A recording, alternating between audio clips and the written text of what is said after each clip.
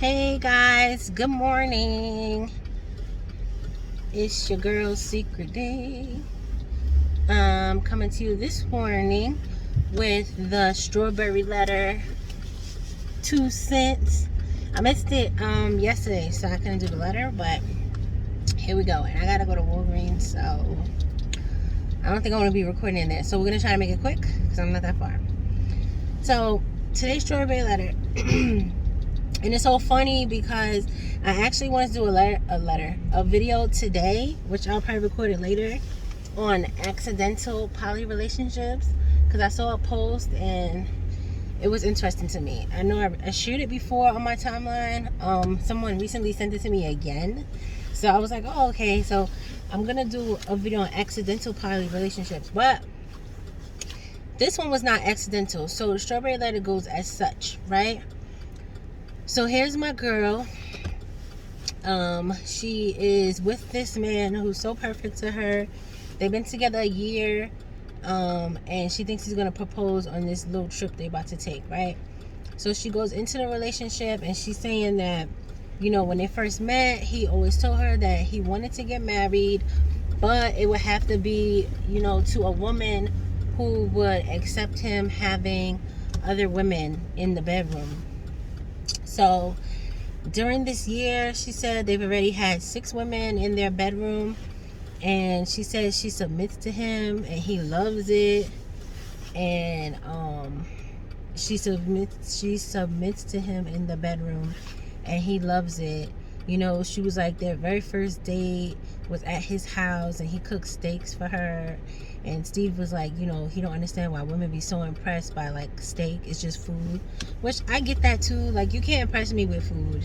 I don't care how much it costs. I'm not gonna be like mad impressed, like, oh, you made me a steak. A, I don't even eat beef, let's start there. But B, it's just like, okay, even if I did, or lobster or all that good stuff, I don't eat none of that. But even if I did, I'm like, okay, like, it's food, like he said. It's gonna go in one end and come out the other. So I agree with him on that. But some people are really impressed, and I really feel like it's because they're not used to men treating them a certain way, so they're easily impressed when men do certain things. And I'm not saying that, you know, if you cook for somebody, you know, it's not a big deal. It's okay. I mean, it's effort shown. And a lot of people, especially men that can cook, they feel like, oh, you know, you never had nobody cook for you. Like, yes, this is about to be it. I'm about to show out, right? So I understand that completely. So I get it, you know, the quote-unquote wow factor, because unfortunately a lot of men can't cook. And if they can't cook, they don't cook like cook, you know what I mean? So they go out to eat, and that's fine. And plus, a lot of people on the first date, they're not checking for going to people's house.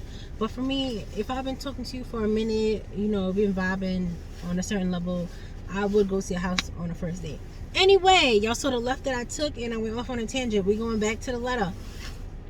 So she described the first date. Turn this off. Look who got on a real coat. Thanks to Amazon.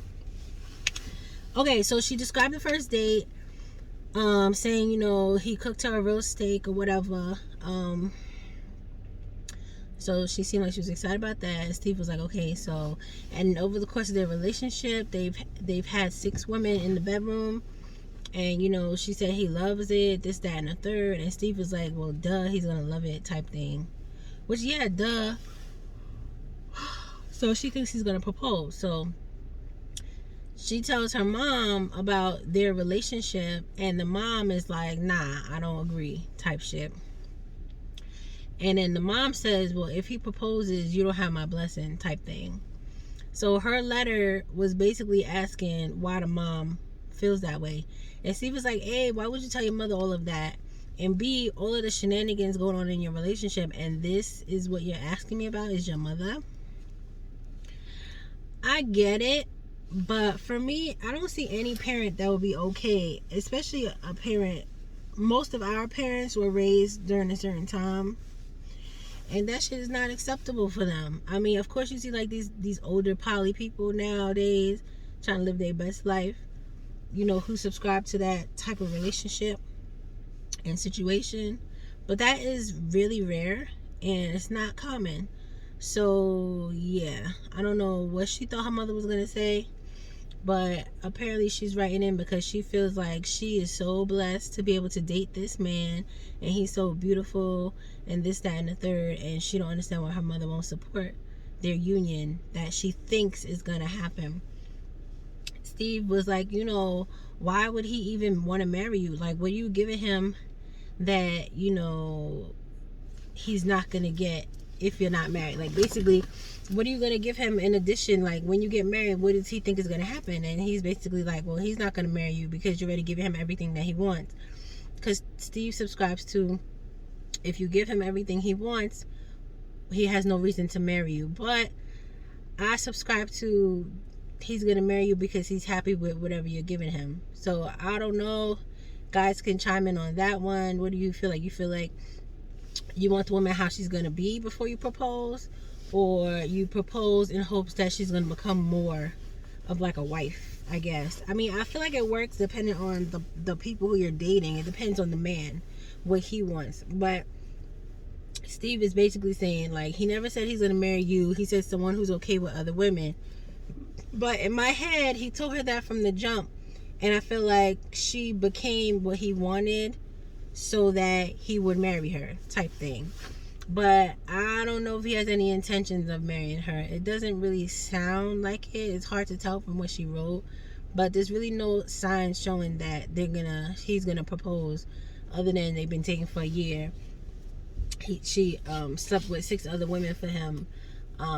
She said she scrubbed all her suggestive pictures off of social media and stuff like that, and she got rid of all her exes, which, as Steve pointed out, if they're exes, why do you have to get rid of them? I don't understand that. So she seemed a little wishy-washy, shady type shit. But who knows? Either way, I don't know, y'all. Like I said, the question of her letter was, why won't her mom support her? I don't think she should be asking that question, because anybody with 2 eyes can see why her mom is not supportive of the relationship. I think she's a little bit in denial, which I guess is okay. I don't know how else to put that. But yeah, what do y'all think? Y'all think he gonna marry her? Or propose, rather? And I'm sure y'all can all figure out why her mom, is not checking for it. Because again, our parents don't subscribe to the shit we subscribe to now. Like, now everybody wants to be all fucking hippie life, 70s, flower child shit. And our parents are not fucking with that. They wasn't grown during that time. They was born during that time. And some of them earlier. So they didn't go through that. So yeah, I don't really see any parent being like, oh hell yeah, you slept with 6 other women for him. Because for me, if I had a daughter and she's telling me that, I'm gonna immediately look at her and be like, okay, so you're not enough for him. And if you're not enough, why would you want to marry somebody that you're not enough for? Like, I understand if that's the relationship you desire, but it doesn't seem like that's what she wants to do. It seems like she's doing it for him, and that makes all the difference. I personally don't think they need to get married. I don't know if he will propose to her, but that's my recap on the strawberry letter, y'all. I'm gonna have to do my video on accidental poly relationships probably when I get in the house. All right, later.